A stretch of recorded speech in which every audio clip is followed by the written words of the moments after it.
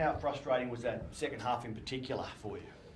Yeah, it was a frustrating game as a whole, I think, for us as a team and a club. I mean, we made it way too hard on ourselves. Like, fair play to the Dolphins. I thought they played a good game of footy. They hardly made an error.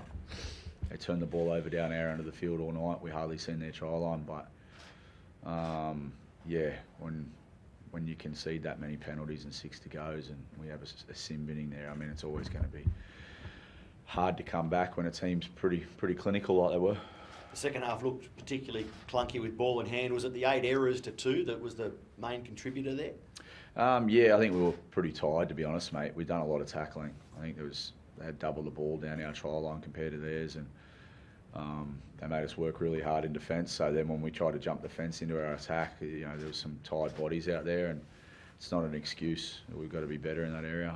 You did concede while Jack was in the bin. Were you happy with the decision for Jack to be binned, or did you see it a different way?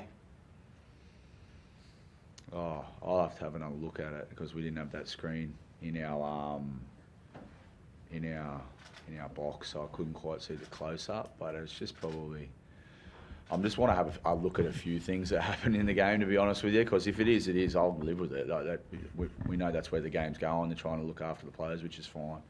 If we've got to put up with the sin binning, we've got to put up with it. But I just want to have a look at some other things that happen in the game that I'm really interested to see some contacts made, to see if there could have been a similar outcome on the other side.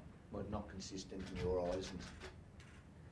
No, not from first look. But again, I don't want to make too many outlandish comments. Like, it's not that they played a good game of footy. I don't want to make too many excuses for it. But at the end of the day, I've got to look after the players too by reviewing it and going through it. It just seemed to be a lot of penalties early, and then all of a sudden the whistle sort of went away late. So I don't understand why. I just want to have a look at it. How do you see it, Jack? Jack, how do you see it? Obviously, you don't go into those tackles deliberate, and you were questioning at the time, and then he called you back and changed the decision. How did you see that tackle and how it played out? Yeah, to be honest, it happened pretty quickly. I can't really remember, but I didn't think I went in too hard or too low with bad intent, so I was pretty shocked, in all honesty, to be sin binned. But I suppose, yeah, as Carr was saying, that's the way the game's going, so you've got to live with it. And yeah, it's disappointing on my end.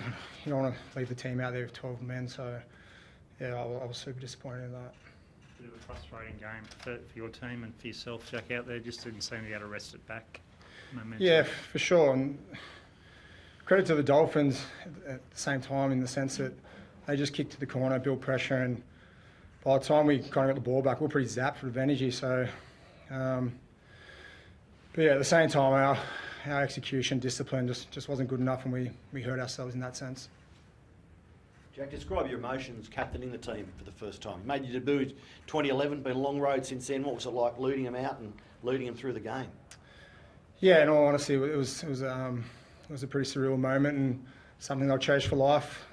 Being able to captain this proud club and kind of the journey I've been on to finally be able to be here and to be able to captain the club. And but at the end of the day, it doesn't mean anything because we didn't win. So yeah, but at the end of the day, I'm pretty happy for that. Thanks, guys. Thank you.